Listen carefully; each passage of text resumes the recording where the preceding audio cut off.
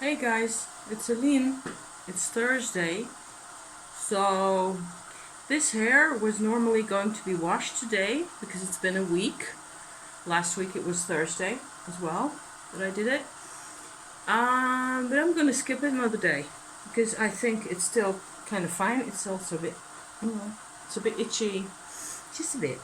But then again, that's also been a really interesting week. The hissing sound you hear is my kettle coming to the boil. Just been on a walk and I'm really parched and I just need me a cup of tea. And I had a couple of thoughts on my walk, towards the end of my walk, and I just felt like, okay, I just gotta, I just gotta share this stuff. It has been a really crazy week. Um, Super emotional. Also a lot of emotional and sensual reclaiming going on, and that feels brilliant. I can't say it in any other words. It's just a huge deal for me. I've always been a really physical kind of person. I love good food. I like it when the weather's nice, like today. I love being out in nature. All the things, all the natural things. I'm just one of those humans. So the recent full moon and Saturn to Pisces movement has kind of it's been an unleashing. I don't mind telling you, it has been intense. It has been interesting. So I've been trying to deal with these things with my husband together. There's all sorts of developments there as well in terms of his whole vanished twin thing. I've already talked about this in a previous video earlier this week. I won't go into that now because I still need to do a bit more figuring out and a bit more, putting it all in perspective. And I'm at the moment now, I'm a bit more concerned with my own interests and my own perspectives right now. So it looks like we are in a really big transition. Again, I've said this a million times before. And what can I say? It's huge. It's affecting the way we behave towards each other. It is making everything a lot more immediate, and it's been really great between us. I mean, we share our lives, okay, much more. And from where we come from, that used to be impossible. And I probably should explain a bit about that because we're both quite traumatized people originally. We were really, kind of sociopaths, even towards each other. And also in our romantic existence, all aspects of that, there was way too much restraint from both sides. So, way too much distrust, mistrust, fencing around, hedging around, that kind of thing. Always being super careful, rather be quiet, rather not speak about things.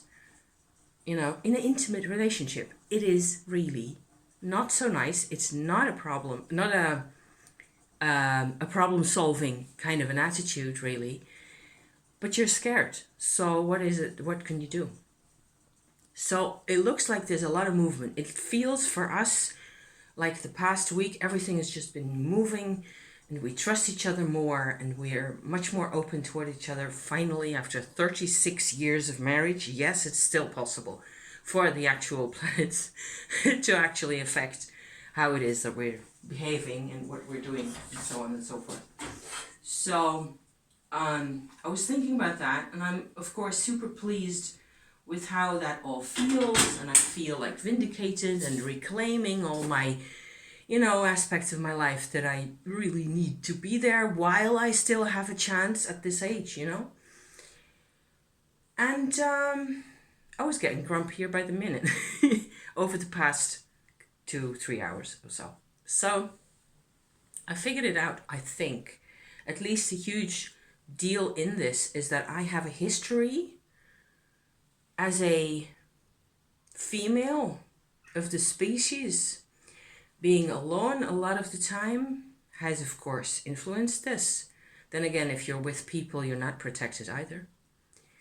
Traveling, an invalid mother back in the day when my mom was still alive, and afterwards a lot of clearing up to do. Everything I did, I don't know. I was very much a victim. I felt at risk. I felt I was in danger a lot of the time when I was out in the world, so not in my own house, right? And I don't know how much of this is going to be relatable or easy to, easy to understand or what. I'm just speaking on behalf of a lot of females, certainly of my age, but I think of all ages really, who have to deal with this kind of stuff. The problem being, not so much being alone, not so much having to watch your own back a lot of the time, because, there's people out there who are going to want to take advantage of you in whatever way. Those are normal, I would say normal dangers. I do not necessarily trust the human world around me or society or any of it to have my best interest at heart the whole time. Most of that I can live with. Okay, I can be rational about that. I can say, okay, I'm going out in the evening. Either I have my husband with me, or I really have my scanners peeled, or I know exactly where it is I'm going. And I just sort of have a sixth sense anyway, like many women. We have a sixth sense of whether we're in danger or not. And those are, I think, people who tend to survive, That is not my problem. None of this really normal scenario, I think, is really my problem. What I noticed is that there is a type of, I'm afraid I just have to say, a type of man of all ages. It starts at 10 or just a bit after, And I only know men to behave like this. I do not know women to behave like this, who will treat you when you are sensitive and receptive. They will treat you as if you were a toy, and your consciousness and your sensitivity and all your emotional qualities that you have only exist for their amusement, for their entertainment. This is what I grew up with. I was walking along the street, I don't know, quarter of an hour ago or so, maybe a bit more, and I was thinking about my things and sort of trying to home in on why I wasn't really feeling too great, and because I had plenty of reasons to be happy and content about everything. And it's nice weather and the sun's shining and I was outside, I was doing fine. But there was this, and all of a sudden I realized that it was like my mother was inside me and trying to talk to me. It was very busy out in the street, 4:00, everybody's going places and coming from places and going in other directions and going home and whatever. And it was, I was a bit hyper alert and I was a bit nervy and I wasn't really enjoying myself. And I wasn't really aware of, it was like, sometimes I get this where your focus is sort of drawn into a particular vortex by itself and you're not even aware of it. You just get complete tunnel vision, really. And as I was halfway into my tunnel thing, I didn't even know what it was that I was seeing, up until the point where I just realized, hey, it's like my mum is here somehow. So either her spirit or just a memory or whatever else. But she had a great deal of experience with her personality, which was 10 times more forceful than mine, and then being treated like a toy. Okay? Like everything about, I have, since that moment of realizing that, of seeing her, as it were, in next to me, I sort of realized, okay, this is what's happening here. She's communicating, or it's a part of myself that's communicating to me, remember, this is the dark side of what it has, how much fun you've been having earlier in the week, with people, even on the market yesterday, just chatting with people in the stalls everywhere. It was just great fun. I'm having fun with people nowadays. But there's a dark side where every level of distrust you can imagine is fully justified. Really. It really hurts me to say it, but I've experienced with this. And as I was feeling, so before having the mum episode, just before that, maybe another 15 minutes earlier or so, I was walking through the park and I was feeling really heavy and really tunnely in my mind and really, nearly kind of depressed-ish, which is also not so super surprising because I've been super high and excited and making art and doing whatever the fuck else all week long. So I may have slightly overdone it. Also with Tumo practice, it's been nuts. I mean, it was completely nuts. So I was walking through the park over there that you've seen maybe a couple times already. I filmed over there also. There were a couple of those bozos, sitting on a bench. And normally I pass by, I mean, you see my hair, it is really gray, okay? I am not the generation in this country normally where one of the bozos who are 16 or whatever actually speak to me. They don't know me personally. I do not know them personally. They don't live in my street. I have never seen their faces. And one of them actually spoke to me and wanted to know my name. Okay? So I just looked at him like, you go, at that moment, I was still quite depressed and a bit grumpy and like not in the mood for any of this kind of thing. But it adds up. You see what I mean? 15 minutes later, I get a vision of my mother with her baggage. And I'm feeling a lot more sensitive and a lot more receptive and a lot more like, oh God, what's going to happen?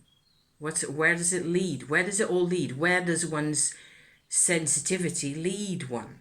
It can be really scary. And a lot of this is inside my own head. It's also my own choice to how do I think about these things. And I'm not worried about the bozos. I would not have been as comfortable had it been 11 o'clock in the evening. But I am not over there at that time of day. No way, by myself. So that would never happen. Because I've been indoctrinated, against that kind of thing, against actual violence, but that's not even what I'm worried about. There's lots of people, lots of us, having, whether you're male or female, having to deal with violence, with actual abuse. I'm not even talking about that.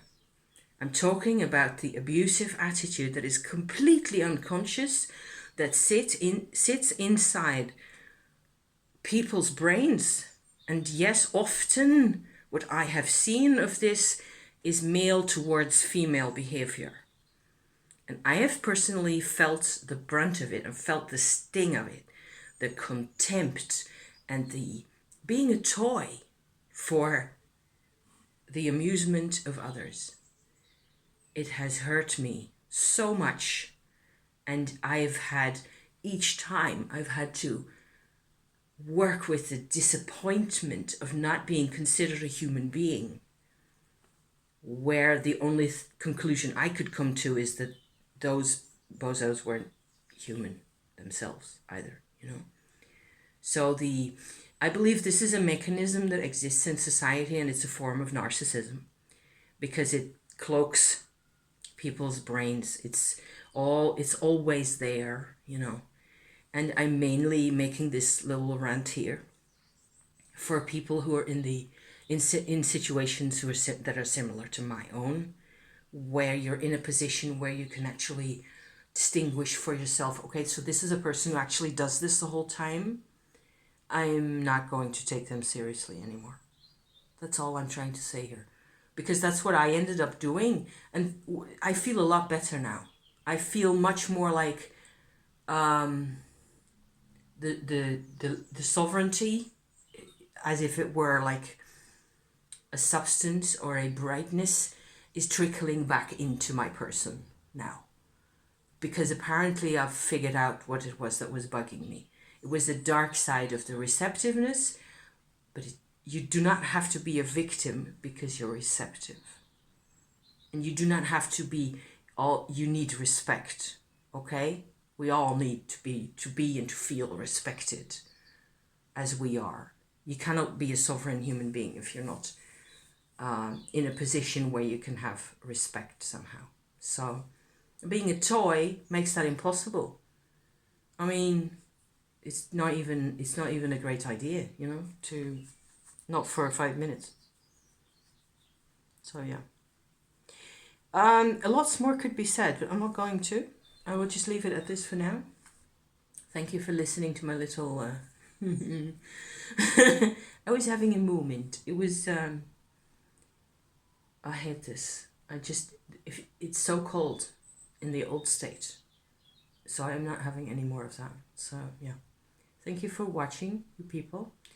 Be well. I hope you're okay. And see you next time. Okay? Ciao. Bye bye.